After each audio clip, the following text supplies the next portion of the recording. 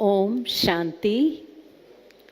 मंच पर उपस्थित सभी महानुभाव एवं सभा में उपस्थित राजनीति प्रभाग से जुड़े हुए सभी महान विभूतियाँ, आज के विषय पर बहुत सुंदर चर्चा मेरे से पूर्व वक्ताओं के द्वारा, जो बहुत ही अनुभवी हैं, आशा दीदी जी के द्वारा, उषा दीदी जी के द्वारा, लक्ष्मी दीदी जी के द्वारा और विशेष हमारे मुख्य अतिथि जी के द्वारा हम सुन चुके हैं।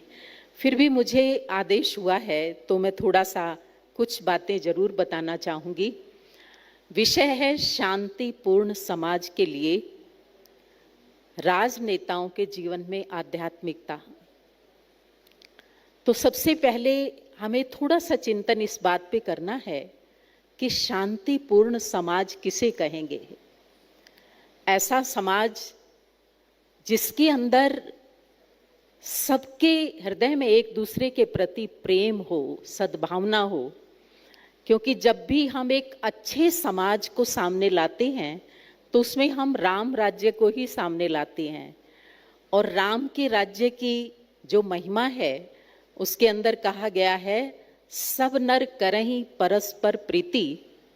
सब आपस में एक दूसरे के साथ जहाँ बहुत प्रेम करते हैं, शुभ भावना रखते हैं, किसी को कोई दुख नहीं, कोई पीड़ा नहीं है, तो ऐसे समाज के निर्माण में, शांतिपूर्ण समाज के निर्माण में प्रेम भाव होना बहुत जरूरी है। साथ साथ वो समाज शांतिपूर्ण समाज कहा जा सकता है जिसमें नारी का सम्मान हो। उसी समाज को शांतिपूर्ण समाज कह सकते हैं जहां किसी के साथ कोई पक्षपात ना हो। यहाँ भी अगर हम श्री राम के राज्य को देखें तो श्री राम ने एक आदर्श उपस्थित किया एक अच्छे समाज के लिए कि उन्होंने गिरे हुओं को उठाया, वंचितों को गले लगाया, चाहे वो निषाद थे, चाहे वो छोटी जाति के थे, उन सबको आगे बढ़ाया, उन सबको ऊपर उठाया, केवट को ऊपर उठाया, निषाद को ऊपर उठाया, भीलनी को सम्मान दिया। और उन्होंने बाली का साथ नहीं दिया, सुग्रीव को गले लगाया जो वंचित था, जो जिसके साथ बहुत अन्याय हुआ था। तो हमारे जो राजनेता हैं उनके जीवन के अंदर ये विशेषता होना बहुत जरूरी है यदि वो शांतिपूर्ण समाज की स्थापना करना चाहते हैं। और शांतिपूर्ण समाज में चरित्र और नैतिकता सबसे ऊपर होना बहुत जरूरी है। क्योंकि आज के समाज में हम देखते हैं जितना भी दुख है, अशांति है, अन्याय है, पीड़ा है, उसका कारण यही है कि जो नैतिकता और चरित्र है उसके प्रति आज जो सोच है वो बिल्कुल बदल चुकी है। हम देखते हैं हमारी युवा पीढ़ी आज किधर जा रही है। जिस राम राज्य की, जिस कृष्ण के राज्य की हम महिमा गाते हैं, जहाँ एक एक बालक मोहन के समान था, एक एक बालिका राधा के समान थी, आज की बालिकाओं को अगर हम देखें, अभी अभी की जो घटनाएं हैं वो हम देखते हैं। एक कन्या ने अपनी माँ का मर्डर करवा दिया इसलिए कि उसकी जॉब मिल जाए, उसकी संपत्ति मिल जाए।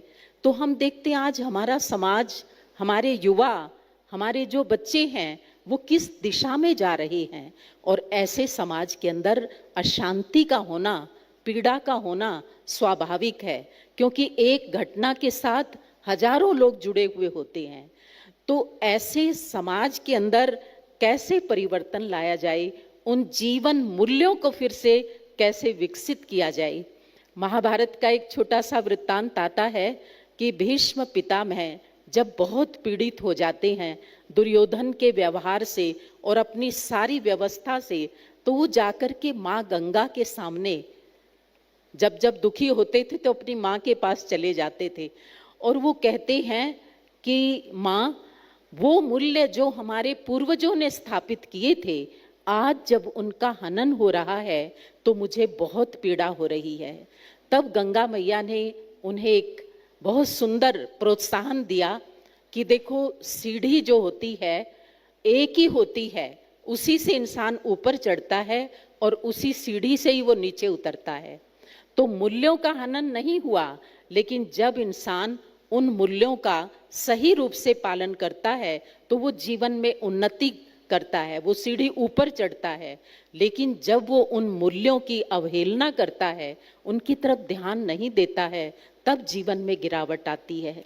तो सचमुच में आज के समाज में जो मूल्यों की गिरावट है, जो चरित्र की गिरावट है, उसके अंदर हमारे राजनेताओं का बहुत बड़ा योगदान है, क्योंकि वो एक किस्म से शासक हैं, राजा हैं, उन्हें प्रजा ने चुना है, तो इसलिए उनके ऊपर बहुत बड़ी जिम्मेवारी है। और वो अगर खुद रोल मॉडल बनते हैं और पक्षपात रहित राजनीति करते हैं, तो सचमुच में वो जीवन को बहुत अच्छा, समाज को बहुत अच्छा बना सकते हैं। लेकिन उसके लिए उस राजनेता के जीवन में आध्यात्मिकता का होना बहुत जरूरी है। अध्यात्म के ऊपर भी काफी सारी चर्चा हम सुन चुके हैं कि अध्यात्म किसी धर्म का, किसी रूढ़िवाद का, किसी पूजा पाठ पद्धति का माला फेरने का नाम नहीं है।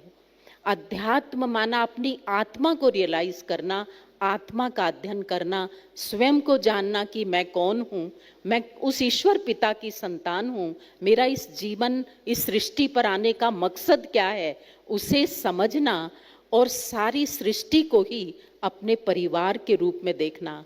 हम सभी देखते हैं कि भारत देश की एक बहुत बड़ी सनातन संस्कृति की खूबी है वसुधैव कुटुंबकम। ये संपूर्ण सृष्टि हमारा परिवार है, और परिवार किस नाते से है कि हम सबके अंदर एक आत्मा है और हम सब एक ईश्वर पिता की संतान हैं, और उस पिता की संतान होने के नाते सब अपने हैं, सब भाईचारा है सबके प्रति। और हम उसका एक उदाहरण, भले कितनी भी गिरावट आई मूल्यों की, लेकिन हम देखते हैं फिर भी इस भारत देश के अंदर दूसरों के प्रति, सबके प्रति प्रेम है, भाईचारा है। कोविड के समय हमने देखा कि कुछ देशों के पास उसकी जो इलाज के था, उनके पास वैक्सीन थी उनके पास, लेकिन उन्होंने नहीं दी, बहुत बड़ी कीमत पर भी नहीं दी। लेकिन भारत देश ने 2 वैक्सीन डेवलप की, और भारत ने अपने लोगों को तो फ्री दी ही दी, लेकिन 100 से भी अधिक अन्य देशों को भी फ्री दी। तो ये है वसुधैव कुटुंबकम, सब अपने हैं, ये एक जो भाव है। और यही भाव जब हमारे राजनीतिज्ञों के अंदर होता है तो वो समाज को एक नई दिशा दे सकते हैं। और जैसे जैसे एक राजनेता राजयोगी बनके मेडिटेशन करता है, तो उसके अंदर जिन शक्तियों का विकास होता है, एक आंतरिक शक्ति, क्योंकि राजनेता का जीवन ऐसा होता है, राजनीतिज्ञों का, कि जिनके सामने कभी भी कोई भी परीक्षा आ सकती है, तो उस समय अगर उसके मन का संतुलन ठीक होगा, धैर्य होगा, शांति होगी, तो वो हर समस्या को सहज ही सुलझा सकता है। इसलिए उसके जीवन में आध्यात्मिकता का, मूल्यों का होना नितांत आवश्यक है। आंतरिक शक्तियों का विकास होता है, मनोबल बढ़ता है, सबके प्रति प्रेम जागृत होता है, और वो सबके साथ जो कम्युनिकेशन की बात थी, छोटे हैं या बड़े हैं, सब अपने हैं समाज के अंदर, सबकी सुनना, सबको समाधान देना, ये जो प्रेम और भाईचारा है वो समाज के अंदर तभी ला सकता है जब वो खुद प्रतिदिन थोड़े समय के लिए, 10 मिनट के लिए भी उस ईश्वर पिता को याद करता है, मन को उसके साथ जोड़ता है, तो वो आंतरिक शक्तियां मिलती हैं जिससे वो अपने जीवन को भी, अपनी पर्सनल लाइफ को भी, और अपना जो समाज सेवा का जो उसका कर्तव्य है उसको भी अच्छी तरह से निभा सकता है। तो इसलिए शांतिपूर्ण समाज में हमारे राजनीतिज्ञों का बहुत बड़ा योगदान है, लेकिन उसका केवल मात्र एक ही तरीका है कि वो अपने जीवन के अंदर उन मूल्यों का समावेश करे, उस ईश्वर पिता को याद करे, उन शक्तियों को अर्जित करे, और उसे समाज की शांति के लिए उन शक्तियों का सदुपयोग करे। ओम शांति।